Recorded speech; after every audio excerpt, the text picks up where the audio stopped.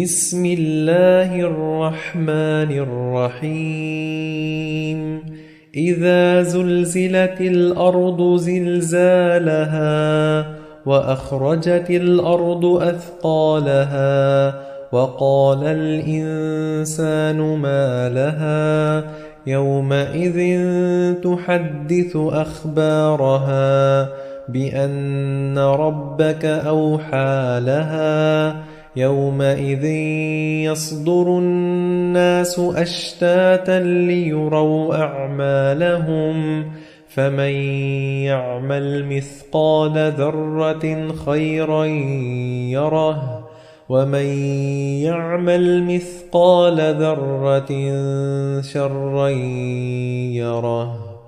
صدق الله العظيم.